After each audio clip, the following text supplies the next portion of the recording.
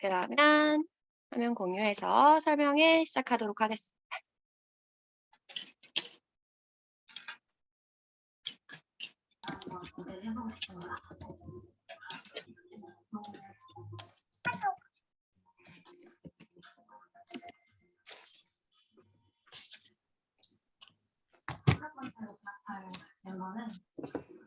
네.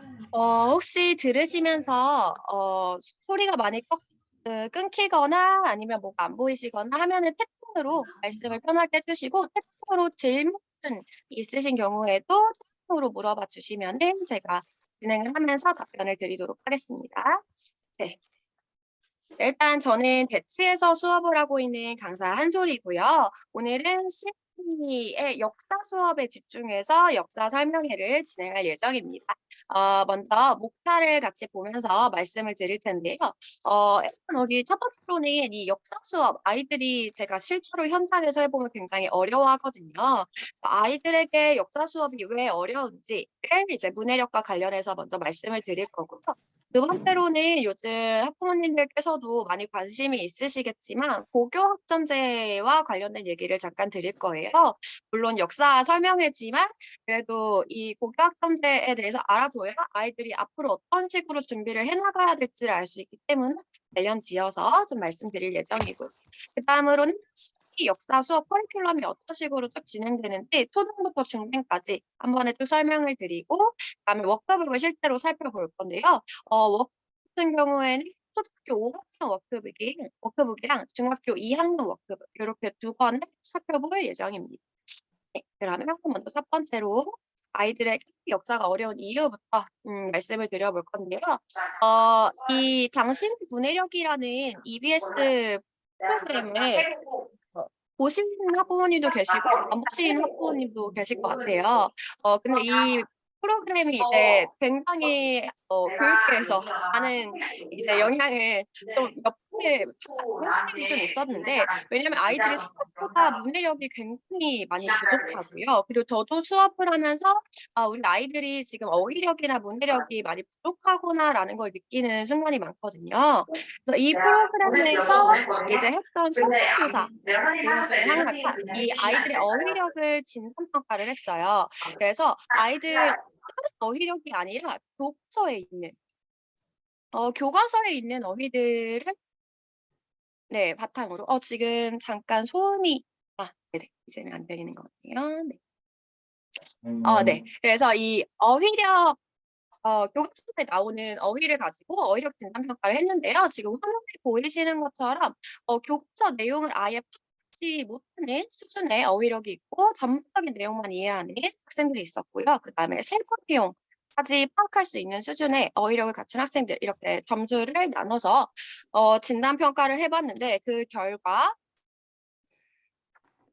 아이들 중에 9% 정도만 교과서를 스스로 완벽하게 이해를 할 수 있는 친구들이었고, 나머지는 아이들이 뭐 도움이 필요하거나 전체적인 흐름 정도만 이해할 수 있거나 아니면 아예 이해를 하지 못하는 학생들이 많았다라는 결과가 있었어요.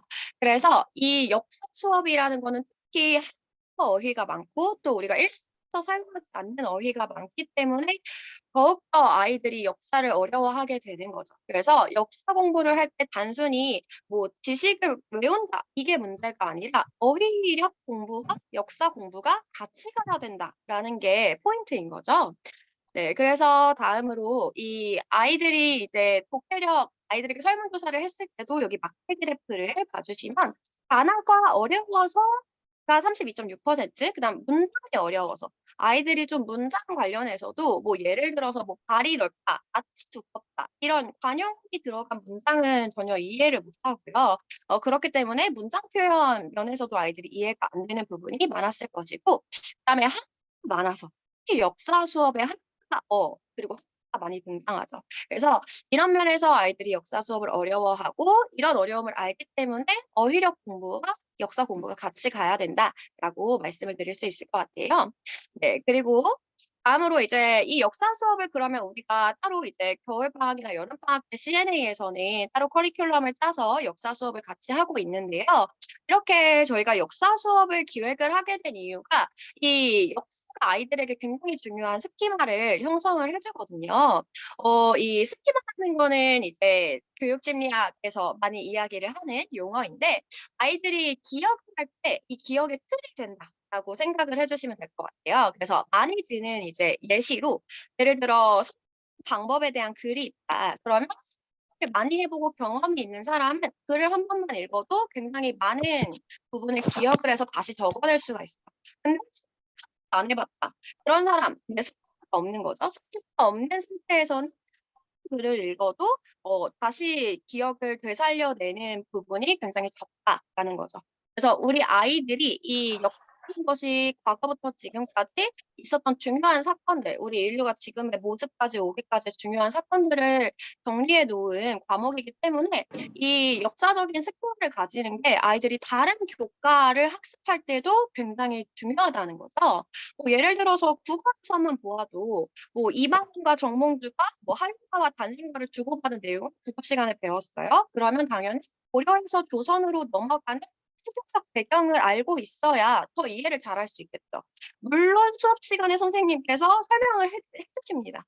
해 주시지만 그 설명을 처음 듣는 친구는 또 그것 기억해야 되는 정보가 되는 거죠. 그러면 이제 기억해야 되는 정보가 너무 많아지면 당연히 효율이 떨어지게 될 수밖에 없죠. 그래서 이 역사 수업을 미리 해서 기억의 틀을 잡아 놓는 게 아이들이 뭐 5 학년 2 학기 때 배우는 역사 수업뿐 아니라 다른 과목들 뭐 국어, 사회 뭐 그리고 영어에서 나오는 처음 보는 지문 이런 모든 다른 과목에서 역사 수업에 대한 틀을 잡아 놓는 게 중요하다라고 말씀을 드릴 수 있을 것 같아요. 네. 그리고 이제 고교학제와 관련된 얘기를 잠깐 드릴 건데요. 이 고교학점제가 이제 확정이 되었어요. 그래서 2025 년부터 실행될 예정인데요. 중학교 2 학년, 지금 중학교 2 학년 친구들부터 적용이 되게 됩니다. 근데 이 기사문의 이제 아래쪽에 보시면 이 프로젝트 등 참여 수업을 늘리고 논서 수령 평가를 강화한다라는 내용이 적혀 있어요. 그래서 이 고교 라는 게 뭐 이제 학부모님들께서도 대학교 다니실 때 이제 대학을 졸업할 때 일정 학점을 채워서 졸업을 해야 하잖아요. 마찬가지로 고등학교도 하겠다는 건데 고등학교 1 학년 때까지는 상태를 유지하고 공통 과목을 듣고 하지만 2 학년 때 이제 자신이 원하는 자신의 진로에 맞는 과목을 선택하고 그 선택한 과목은 절대 평가로 이루어진다는 거예요. 그래서 이 고교학점제를 적용을 했을 때 '대체 수업을 어떻게 바꾸겠다는 거냐.'라는 이제 우려와 걱정과 궁금증이 많이 생기게 되는데 그거에 대한 답으로 많이 지금 얘기가 되고 있는 것이 IB 국제 바칼로리아 교육이에요. 그래서 이 IB라는 것이 대체 무엇이냐.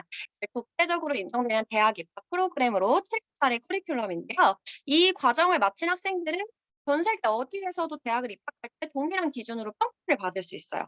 그래서 이제 전 세계 많은 국제 학교들이 하고 있는 과정인데 우리도 이제 고교 학점제를 적용을 하게 되면 아마도 이 아이비의 교육 방식에 영향을 많이 받을 것이다라고 예상이 되고 있기 때문에 이제 이 아이비에 대한 이야기가 많이 나오고 있는 거거든요. 그래서 이 아이비랑 고교 학점제 어떤 공통점이 있는지를 살펴보면 저희가 우리 아이들을 앞으로 어떤 식으로 대비를 시켜야 할지, 역사 공부를 할 때도 어떤 식의 방향에서 접근을 해야 할지 좀 예측을 하고 준비를 할 수가 있겠죠. 그래서 공통점을 이제 정리를 해 보았는데요. 첫 번째랑 두 번째는 어찌 보면 비슷한 이야기라고 볼 수 있을 것 같아요. 학생들에게 교과 선택권을 보장을 하는 그 보장되는 교과목들이 진로 기반의 다양한 교과목 학생들이 선택을 할 수 있게 해 준다는 거죠. 그리고 구분 없이 타블로 수업을 수강하고요. 방식은 절대평가 A, B, C, D 이렇게 퍼센트를 나눠서 이제 평가를 하게 됩니다. 여기서 이제 저희가 주의 깊게 봐야 할 것은 세 번째 수업이라는 것인데요.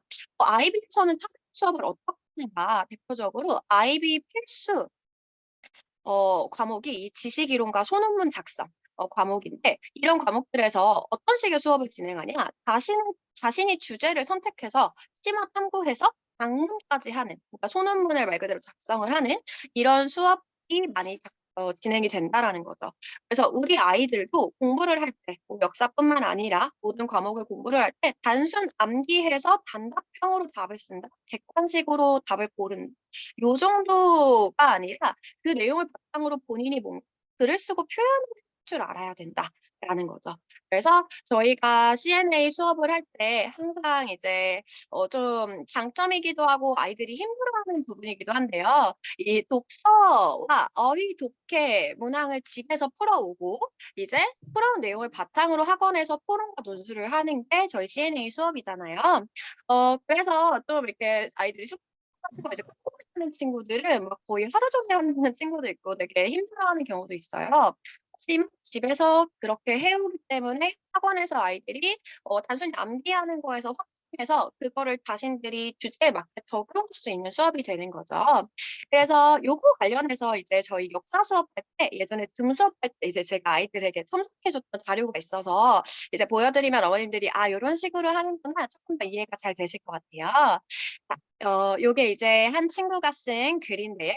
주제를 보시면 "조선의 개항은 부정적이었는가 긍정적이었는가?"라는 주제로 이제 논설문을 작성한 글이에요. 그래서 보시면 이 주차에 토론이 있었어요. "조선의 개항은 긍정적이다, 부정적이다."로 그날 조선의 개항에 대해서 배우고 나서 그 주제로 토론을 하고 이제 글쓰기를 하는 그런 수업이었는데요. 보시면 1문단에서 개항이란 무엇인지, 조선이 어떤 식으로 개항했는지 친구가 이렇게 써 주고 있고요. 그다음에 이제 본론에서 본인이 부정적이라고 생각했는지 뭐 "경제적으로 피해를 끼쳤다." 그리고 오른쪽 페이지 보면 "식민지가 되어 버렸다." 요런 식으로 근거를 주장을 하고 있고, 마지막에는 이제 설상가상이라는 사자성어를 이용해서 강조를 하고 있어요. 이따가 제가 워크북을 보여드리겠지만 요 주차 워크북을 보여드릴 예정이거든요. 어휘가 앞부분에 사자성어라든가 아니면은 그 주차에 관련된 어휘가 같이 이제 학습이 들어가거든요. 그래서 본인이 그 주차에 배운 사자성어를 바탕으로 이렇게 결론까지 쓰고 있어요. 그래서 요런 식으로 본인이 외운 거를 이제 단순 암기해서 푸는 것이 아니라 그거를 표현하는 과정이 굉장히 중요하다는 거죠. 그리고 이 글 같은 경우는 어머님들 이 글이 어느 정도 수준이라고 이제 느끼실지 모르겠지만 좀 잘 쓴 편이에요. 이게 5 학년 친구가 쓴 글인데 되게 잘 쓴 편이고, 뭐 여기 지금 오른쪽 페이지에 보시면 이익과 권리, 국력 요런 단어들이 아이들이 어렴풋이는 뜻을 알고 있지만 이 글을 쓰는 거는 정말 본인이 그 단어를 정확하게 알고 있다는 뜻이거든요. 그래서 이렇게 글을 표현할 수 있을 정도까지 되어야 이 아이가 정말 그 내용을 제대로 이해했다라고 생각을 할 수가 있는 거죠. 그래서 이렇게 논설문 형식의 예시를 하나 보여드렸고요. 그다음에 요 예시 같은 경우는 이제 기사문 형식으로 쓴 글이에요. 그래서 보여드렸던 조선 내용은 이제 7-8월 여름에 배우는 내용이고, 요거는 이제 5 학년 1-2 월에 조선 후기로 들어가기 전에 고려의 통일 과정, 고려가 후삼국을 어떻게 통일했는가에 대해서 배우고 나서 쓴 기사문인데요. 지금 보시면 이렇게 본인이 이 왕건이 어떻게 후삼국을 통일했는지 스스로 정리를 해 보고, 그다음에 인터뷰, 왕건 입장에서 왕건이 무슨 생각을 했을까? 그래서 친구가 쓴 걸 보면은 신라 왕이 이제 견훤에게 죽었거든요. 죽었을 때 어떤 느낌이셨나요?" 했을 때 이제 뭐 "슬펐지만 행복했어요." 이런 식으로 이제 5 학년 아이다운 표현으로 적었죠. 그래서 요런 표현은 이제 수업 시간에 선생님의 피드백을 통해서 뭐 "인간으로서는 안타까웠지만 왕으로서는 전략적으로 포용할 수 있는 기회가 됐다고 생각했다." 그런 식으로 이 아이들의 표현을 좀 교과서적인 표현 그리고 역사에 관련된 용어의 표현으로 좀 바꿔가는 연습도 암기와 함께 들어가 주어야 아이들이 정말로 이 내용을 제대로 배웠다라고 볼 수 있다는 거죠. 네, 그래서 이렇게 예시까지 같이 보았고요. 그다음은 이제 전체적으로 그러면 프로그램이 어떤 순서로 진행되는가 설명을 드릴 건데요. 지금 이게 화면에 표를 넣어 뒀는데 이제 뭐 핸드폰이나 이렇게 기기로 보시면은 좀 잘 안 보이실 수 있을 것 같아요. 그래서 좀 하이라이트를 해 놨거든요. 일단 저희가 역사 관련된 내용이 2 학년, 3 학년 에도 들어가 있어요. 이렇게 간단하게 들어가 있는데 요때 이제 저희가 통사를 처음부터 배우는 수업은 아니고요. 그냥 이제 역사적인 배경을 가지고 있거나 아니면 좀 역사를 가르치고자 하는 교육적인 목표가 있는 이제 책을 읽고 단편적으로 아이들에게 약간 "이런 게 있어."라고 이렇게 맛을 보여주는 그런 단계이고요. 본격적으로 역사를 배우는 거는 5 학년부터 진행이 되어요. 그래서 5 학년으로 올라가는 겨울방학 때 이제 한국사 선사 시대부터 조선 전기까지 통사로 이렇게 2달 동안 쭉 진행을 하고요. 그다음에 여름 때는 조선 후기부터 까지 그러니까 민주화 운동하는 요런 내용까지 이제 배웁니다. 그래서 요 5 학년 이 아이들이 학교에서 한국사를 배우거든요. 그래서 이렇게 겨울방학, 여름방학을 이용해서 한국사를 쭉 진행을 해서 5 학년 2 학기 때 학교에서 배울 때 아이들이 쪼끔 더 학교에서 배우는 내용을 잘 흡수할 수 있도록 커리큘럼을 해 놨고요. 그다음에 6 로 올라가는 겨울방학 때는 세계사를 저희가 이제 2달 동안 진행을 하는데요. 세계사 같은 경우는 이따가 좀 더 자세한 내용을 보여드리겠지만 학교에서 세계사를 정확히 6 학년 때 배운다기보다는 배경 지식, 모든 것을 할 때 세계사가 되게 중요한 배경 지식이 되거든요. 2차 세계대전이라든가 나치가 어떤 식으로 홀로코스트를 했는지 뭐 아니면은 고대 그리스의 문화라든가 전체적으로 그냥 뭐 다른 과목에서 되기 때문에 6 학년, 고학년으로 초등학교 마지막 학년 때 세계사를 하면서 커리큘럼을 시작을 하고 있습니다. 그리고 중등학교 같은 경우에는요. 중학교 2 학년 때 아이들이 학교 커리큘럼에 세계사가 들어가 있는 경우가 많아요. 그래서 저희가 본격적인 세계사 통사는 중학교 2 학년 올라가는 겨울방학 그리고 중학교 2 학년 여름방학 요 시기에 이제 세계사를 배치를 해 놨고요. 그럼 중학교 1 학년 때는 아예 진행하는 과목은 수업은 없지만 이렇게 세계 문학이나 한국 고전을 할 때 아이들이 5-6 학년 때 배웠던 지식들이 굉장히 많이 적용이 되고요. 그 작품을 얘기할 때 학창 시절 배경을 다시 설명을 하고 진행을 하거든요. 그래서 5-6 학년부터 쭉 들어온 아이들과 중학교 1 학년 때 새로 들어온 아이들이 이해하는 정도가 확실히 달라요. 제가 수업을 하면서 중학교 1 학년, 2 학년까지 쭉 수업을 해 봤지만 아이들이 이제 기본 지식을 얼마나 가지고 있냐에 따라서 이렇게 문학 작품이나 새로운 것을 배웠을 때 흡수하는 정도가 다르다. 요렇게 생각을 해 주시면 좋을 것 같습니다. 네 그래서 요 부분은 이제 4 학년 아이들 구체적으로 이제 4 학년은 그럼 무슨 수업을 배우는가 역사와 관련해서 안내를 드릴 건데요. 아까 말씀드렸듯이 4 학년 때는 이제 통사 배운다기보다는 그냥 역사 테마의 작품들을 보면서 기본적인 지식을 쌓아가는 과정이에요.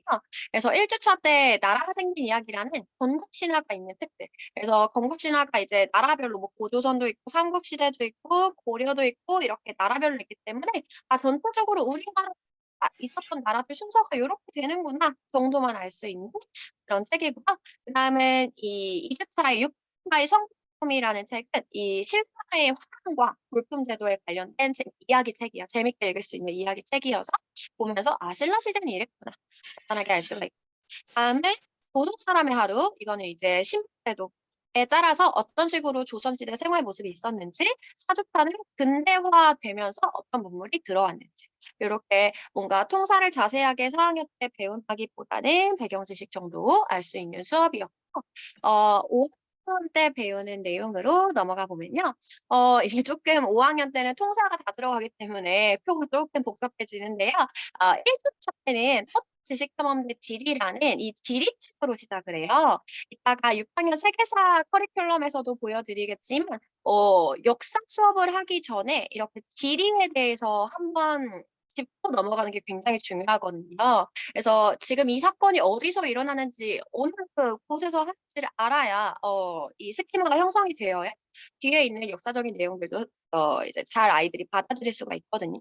그래서 지금 여기 보여지시는 왼쪽 표와 오른쪽 표는 1, 2월 달 겨울방학 때 아이들이 이미 배운 내용이에요. 그래서 4 학년 학부모님들 같은 경우에는 이제 4 학년 친구들이 5 학년으로 넘어가는 시기에 이제 수업 시간도 30분 늘어나면서 요렇게 한국사 수업이 진행이 되게 되는데요. 지금 수업을 보시면 선사시대 얘기고요. 그다음에 뭐 고조선, 삼국시대, 신라의 삼국통일 그다음 오른쪽 표에서 2월 달에는 삼국의 통일 과정, 고려 중기, 고려 말, 조선 전기까지 이렇게 조선 전기의 끝나는 과정에 임진왜란과 병자호란까지 1, 2월 달에 저희가 지금 5학년 아이들 같은 경우는 이미 배웠고요. 그다음에 요번에 이제 여름방학 때 배울 내용인데요. 인터넷에서 배웠기 때문에 인터넷이랑 사회, 조선 후기 사회에 대해서 쭉 배우게 되고요. 그다음에 어 달에는 조선 개항 근대화되면서 일제강점기 그다음에 마지막에 민주화까지 진행이 되게 됩니다. 근데 요 페이지에서 이제 학부모님들께서 좀 봐주셨으면 좋겠다 싶은 부분은요. 이 교과 연계 부분인데요. 앞에서 이제 1학년 때 배웠던 내용이 5학년 2학기 사회 1단원이에요. 1단원에서 배우는 내용이고 지금 7단원을 배우는 내용이 2단원. 변화와 오늘날의 우리라는 단원에서 요 내용들을 배우게 되는데요. 지금 보시면 T1과 8월 배우는 내용이 거의 이 안에 들어있어요. 그러니까 사실 학교에서 배우는 내용을 저희가 CNP에서 다루는 내용보다는 조금 더 단출려 있고 통상을 순서대로 다 배운다기보다는 중요한 사건 위주로 좀 배우게 되는 거죠, 학교에서는. 근데 아까 시작할 때 말씀드렸듯이 그런 단편적인 지식은 아이들의 기억에 오래 남기가 힘들거든요. 전체적으로 지금 이게 무슨 흐름으로 가고 있는지 틀이 잡혀 있어야 이제 세부적인 지식이 들어왔을 때 아이들이 기억을 훨씬 오래 할 수 있기 때문에 저희가 학원에서 이렇게 좀 아이들이 힘들어하긴 하지만 2달 동안 한국사 하는 거 좀 힘들어하는 친구들이 많거든요. 힘들어하긴 하지만 이렇게 통상적 전체적인 흐름을 한번 해줘야 학교에서 단편적인 지식을 배워도 아이들이 훨씬 기억을 하는 효율이 높아질 수가 있는 거죠. 네, 그래서 이렇게 5학년 아이들 한국사 커리큘럼까지 보여드렸고요. 그다음에 6학년 아이들 커리큘럼으로 넘어가 보면요. 네, 두 번이에요. 네, 세계사인데요. 세계사도 마찬가지로 세계지리로 시작하고 있습니다. 근데 제가 수업을 해봤을 때는 지리보다는 세계지리가 정말 아이들에게 필요한 수업이에요. 아이들이 어느 나라가 어디 붙어 있는지, 뭐 아프리카가 어딘지, 아메리카가 어딘지 모르는 친구들이 정말 많고 하다못해 영국이 섬나라다 이렇게 얘기를 해주면 영국이 섬이에요? 이렇게 어떻게 놀라는 친구들도 많아요. 그래서 이 세계지리를 하면서 이제 전체적으로 어느 대륙이 어디 붙어 있고 어느 나라가 어디 있고 이런 수업을 첫 번째 시간에 하게 되고요. 요 배경 지식을 바탕으로 이제 세계사 고대 선사시대부터 시작해서 고대 그리스 로마 그다음에 중세시대 르네상스 그다음 산업혁명 시민혁명까지 쭉 전체적으로 진행을 하게 됩니다. 근데 지금 수업을 이 세부적인 글씨는 잘 안 보이시겠지만 약간 성경학사 위주예요. 저희가 균형을 잡기 위해서 뭐 아시아에 대한 내용도 넣어놨지만 아무래도 전체적인 역사, 학교에서 배우는 역사도 그렇고 서양 역사가 지금 현대 사회에도 영향을 많이 끼쳤기 때문에 초등학교 6학년 때는 서양 역사 위주로 살펴보게 되고요.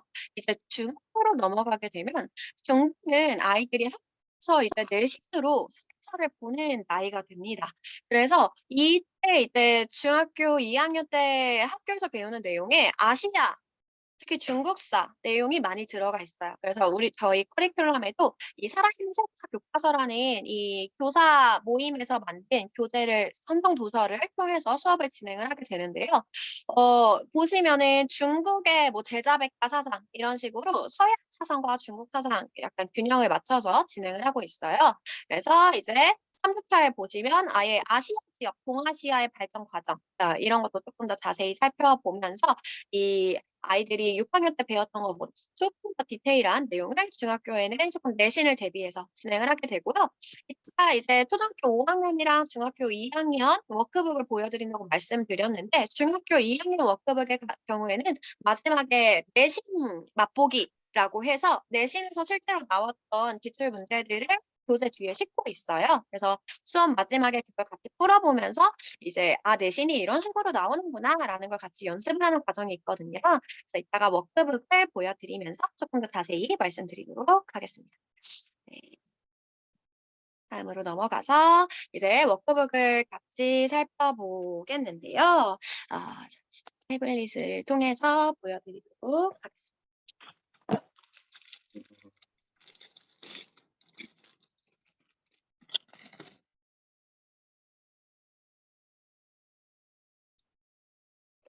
먼저 5학년 워크북을 먼저 보여드릴 건데요. 이제 5학년 워크북은 아까 제가 시작할 때 보여드렸던 아이들이 글쓰기 했던 그 워크북이거든요. 그래서 이 조선 후기에 우리나라가 저희 나라가 이제 다른 나라에 개항 시기에 무슨 일이 있었는지를 보여주는 그런 주차예요. 그래서 쭉 보시면 이렇게 교과서 어느 교과서에서 교과 연계를 잠깐 보여드리면 좋을 것 같네요. 교과서에서 이제 5학년 2학기 사회 2에 여기에 나온다. 그리고 학습 목표 이렇게 처음 부분에 나와 있고요. 그다음에 선정도서 저희 무슨 책으로 수업을 하는지 나와 있고 그다음에 앞부분에 이렇게 연표 쭉 같이 보면서 통속적으로 선생님들과 함께 얘기를 하고요.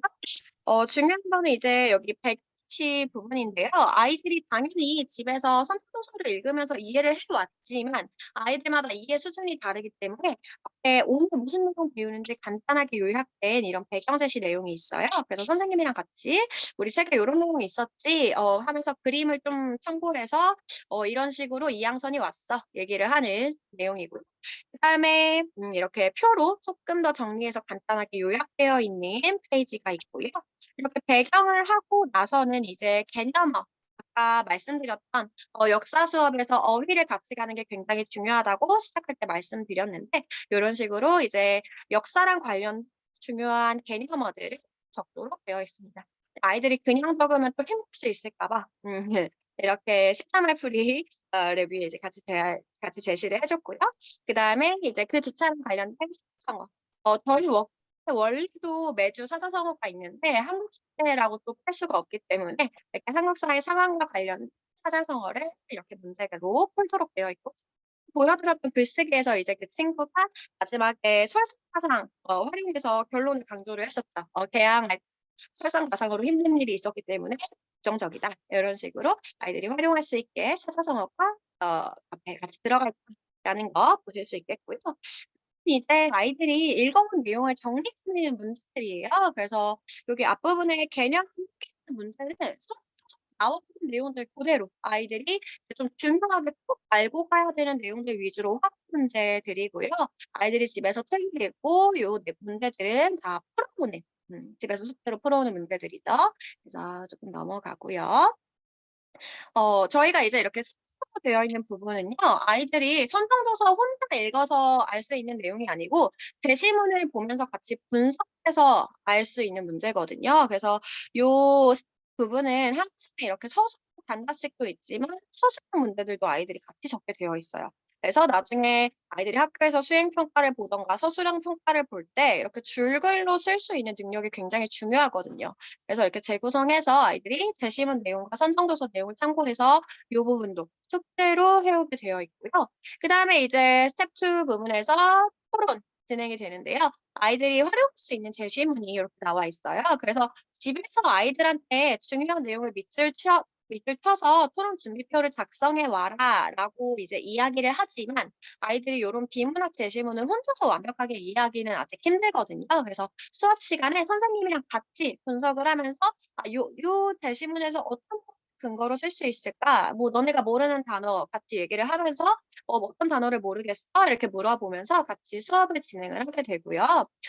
그다음에 요 토론 준비표까지 숙제거든요. 그래서 여기까지 아이들이 제시문을 분석해서 써 오는데 경험상 5학년 친구들 중에서는 토론 준비표를 작성하는 걸 좀 힘들어하는 친구들이 아직은 많아요.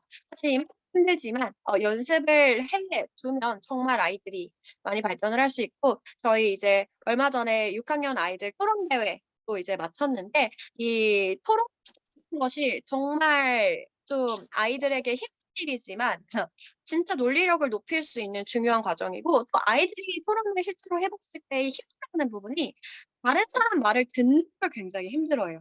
그래서 어머님들도 집에서 아이들이랑 같이 이제 대화를 하거나 할 때 보면은 분명 말을 했는데 자기 마음대로 이해를 했다든가 못 들었다든가 그래서 수업 시간에도 아이들이 막 자기들끼리 이제 입론하고 교차조사하고 진행을 하는데 여기 이제 토론 일지가 아이들이 본인들이 토론하면서 친구가 말한 것들을 적는 그런 페이지거든요. 근데 보시면 뭐 교차조사하면서 서로 막 질문하고 대답하고 막 해요. 근데 질문과 대답을 주고받았는데 서로 뭔 말했는지 모르는 이런 상황들이 이제 많이 일어나거든요. 그래서 토론을 하면서 아이들이 역사적인 내용에 대해서 서로 그렇게 주고받으면서 '아 내가 뭐에 대해서 정확하게 모르고 있구나.' 이런 것도 서로 알 수가 있는 그런 과정이다라고 생각을 해 주시면 되겠습니다. 그래서 요 내용을 바탕으로 아까 보여드렸던 그런 글쓰기가 완성이 된 것이었고요.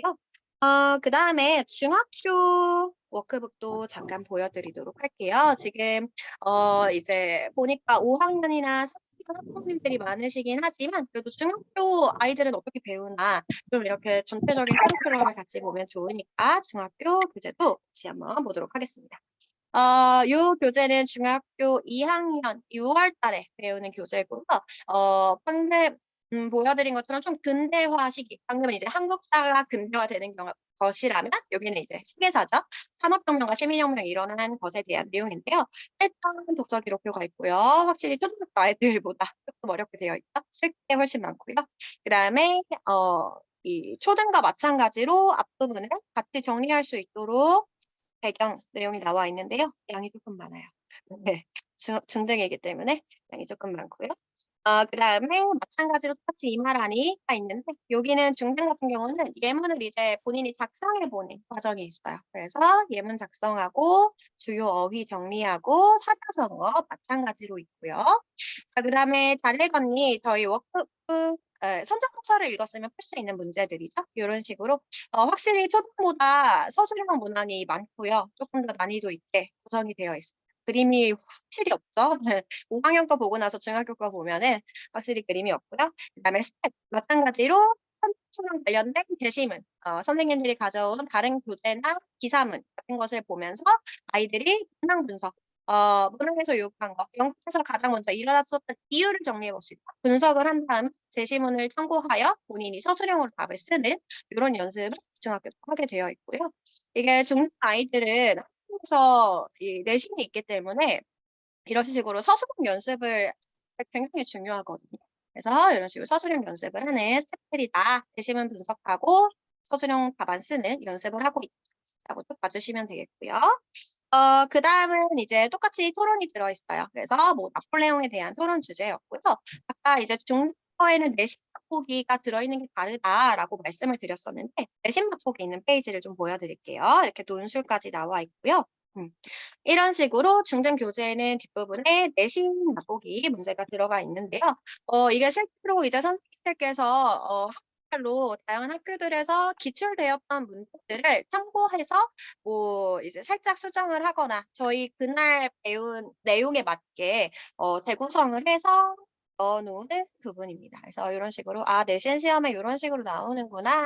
좀 앞에서 서술형 문항을 많이 썼기 때문에 요 부분에는 객관식 문항 위주로 저희가 많이 수록을 하고 있어요. 그래서 이제 학교 다닐 때 많이 봤던 그런 유형의 문항들이 20 문제 수록이 되어 있습니다. 그리고 마지막 문제는 저희가 항상 이런 식으로 이나 모의고사에서 출제되었던 문항도 같이 넣어 놓고 있어요. 그래서 수업을 해 보면 "얘들아 너네 이거 맞추면 이제 고등학교 3 학년 문제 푼 거야." 이렇게 얘기를 하면서 아이들한테 좀 동기 유발도 시키고 하는데 이런 식으로 뒷부분에 내신 맛보기 문제가 나와 있는지 같이 보여드리면 저희 워크북 어떻게 구성이 되어 있는지 훨씬 제가 표만 보면서 말씀드렸을 때보다 훨씬 이해가 잘 되셨을 것 같아요.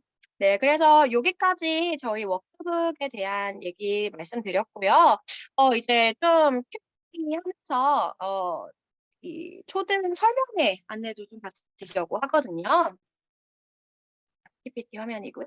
아 네. 저희가 원래 오늘이 줌으로 설명회가 있는 날이었어요. 그래서 여기 표에 보시면은 오늘이 이제 11시에 줌으로 초등 설명회가 있었는데 지금 들어오신 학부모님들께서는 이제 설명회를 못 들으셨기 때문에 이런 식으로 매달 저희가 초등, 중등 설명회가 있다. 그래서 요 설명회 때는 좀 전체적인 오늘은 제가 역사에 좀 집중해서 설명을 드렸는데 전체적인 CNA 수업이라든가 아니면은 어 지금 교육 흐름이 어떻게 돼 가고 있는지 고런 내용들을 다루고 있기 때문에 한번 들어가 보시면 좋을 것 같고요. 오늘도 혹시 질문이 있거나 하시면은 잠깐 질문에 대해 답변 드리는 시간을 가지려고 해요. 그래서 그냥 말로 해 주셔도 좋고요. 아니면 채팅으로 저한테 물어봐 주셔도 괜찮거든요. 질문이 있으시면은 잠깐 질의응답하는 시간 가져보도록 하겠습니다.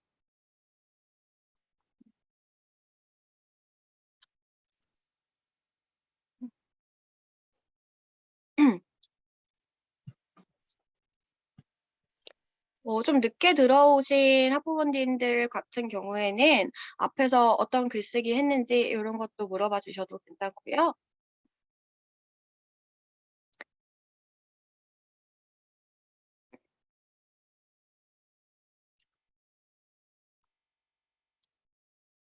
아까 중간에 제가 들어와서 수락을 한 경우가 많았거든요. 그래서 그러면 잠깐 앞부분에 친구들이 역사 관련해서 글쓰기 했던 내용을 보여드리면 좋을 것 같아요. 네. 그래서 음 요 슬라이드인데요. 네. 음. 마침 또 글쓰기에 대해서 수업 중에 글쓰기를 몇 자 정도 쓰는지 이제 물어봐 주셨는데요. 수업 시간에 4 학년 친구들 같은 경우는 기본적으로는 400자 정도 쓰도록 지도를 하고 있어요. 근데 이제 글쓰기 주제에 따라서 아이들이 상상해서 쓰는 글쓰기들이 있어요. 뭐 뒷이야기를 상상해 보자 아니면 내가 뭐 고려시대 사람이라면 뭐 그런 상황에서 어떻게 했을지 상상해 보는 그런 내용이 있는데 그런 내용들 같은 경우는 아이들이 쓰다 보면은 400 자보다 훨씬 길어지게 되거든요. 근데 기본적으로 이렇게 논리적인 글을 쓸 때는 4 학년 친구들은 400 자, 5 학년 친구들은 500 자 요 정도로 진행을 된다라고 생각을 해 주시면 되겠고요. 지금 요 친구 같은 경우는 5 학년인데 600자 정도 썼거든요. 그래서 제가 아이들한테 "기준은 한 500자 정도 쓰면 돼."라고 이야기를 해 줘도 이제 쪼끔 디테일하게 쓰는 친구들은 글자 수가 더 늘어나기도 해요. 근데 사실 이제 뭐 다른 학원을 다니다 온 친구들이나 이런 친구들이 가끔씩 "아 저 그전에는 1,000 자 썼어요. 1,200자 썼어요." 이렇게 얘기를 하는 친구들이 많은데 사실 5 학년, 6 학년, 고학년으로 올라가면 양을 많게 쓰는 게 중요한 게 아니라 정해진 분량 안에 핵심만 넣어서 쓰는 게 굉장히 중요하거든요. 그래서 이렇게 글자 수를 뭐 1,000 자 이렇게 많이 쓰지는 않지만 핵심만 넣어서 쓰는 연습을 하고 있다고 말씀을 드리면 될 것 같고요. 그다음에 또 질문이 네. 좀 공통적인 질문이 좀 있었는데 그 계획이 너무 좋은데 아이들이 한국사를 힘들어해 가지고 못 따라가면 어떻게 같이 하면 좋을까 좀 이제 질문해 주신 분들이 계신데요.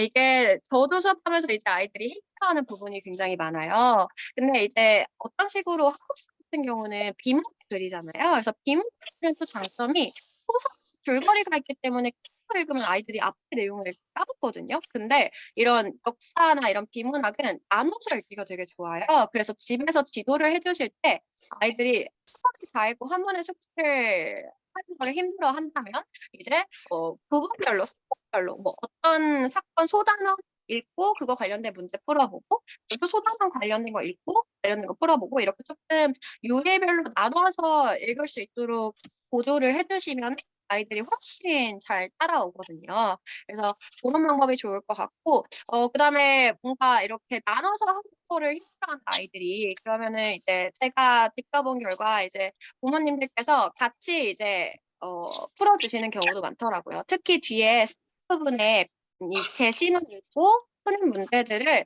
이제 약간 어휘력이 부족하거나 이런 친구들은 좀 되게 힘들어해서 그 부분에서 아이들이 모르는 단어 같은 거 막 부모님께 여쭤보고 풀었다 이렇게 막 표시가 막 되어 있더라고요. 그래서 이거 부모님이랑 같이 해 봤냐?"라고 물어보니까 이거 모르는 단어 같은 거 있어서 물어봤다." 이런 식으로 이제 숙제를 해 오는 친구들도 많았어요. 그래서 집에서 지도를 하실 때 시험 순서 같은 경우는 쪼끔 나눠서 읽기 해 주시면은 쪼끔 더 쉽게 따라올 수 있고 뒤에 부분에 있는 제시문 같은 경우는 아이들이 모르는 단어 같은 거 좀 같이 봐 주시면서 할 수 있도록 해 주시면은 아이들이 그래도 쪼끔 따라올 수 있지 않을까 생각이 들고요. 그다음에 또 하나 질문이 "지난 1 개월 한국사 수업을 못 들었다." 라는 이제 말씀이 있으셨는데 저희가 근데 이 선정도서가 재미 있는 한국사이기 때문에 이제 시리즈가 있잖아요. 그래서 앞부분을 또 집에서 읽어보는 방법도 있고요. 그리고 또 하나는 아마 분원별로 그 앞부분 1 달에 배웠던 내용을 책으로 좀 진행하고 있는 걸로 알아요. 그래서 그런 좀 같이 들어 주시면 책에서 나오는 자료도 있고 하니까 그 특강에 대해서 쪼끔 상담실에 문의를 해 주시면은 도움을 받으실 수 있을 것 같습니다. 그래서 따로 저희가 뭐 요약본이 있다거나 그렇지는 않거든요. 그래서 방학 특강으로 이제 한국사 1-2월 달 거 같이 진행되고 있는 거를 해 주시면 좋을 것 같아요. 네. 그리고 또 혹시 질문이 있으실까요?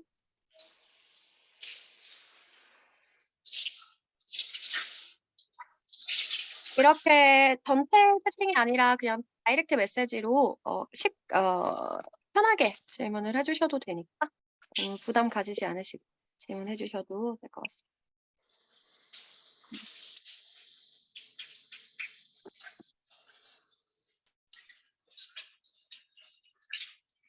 네. 따로 질문이 없으시면은 한국사 설명회 여기서 마무리를 할까 하거든요.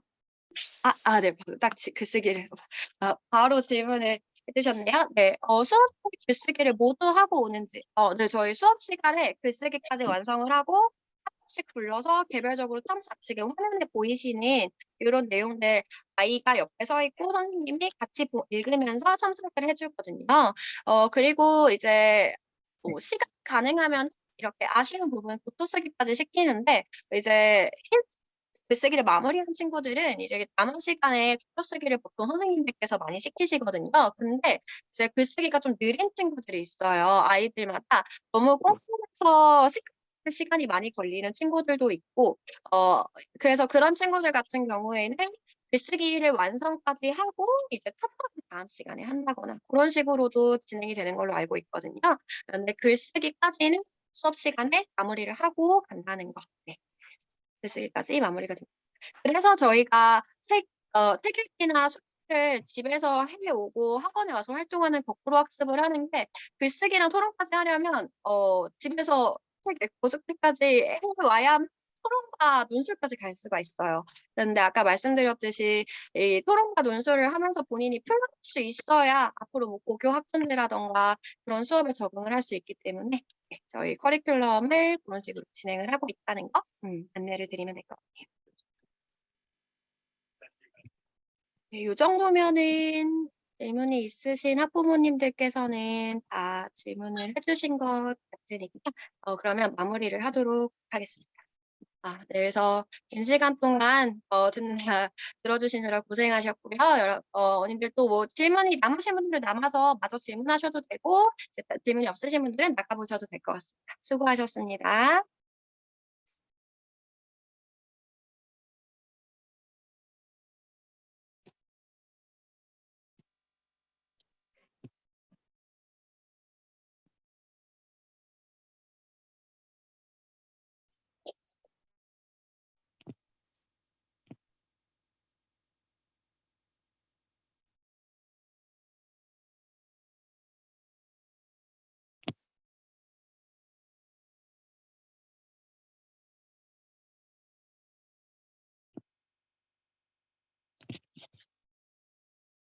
네. 감사합니다.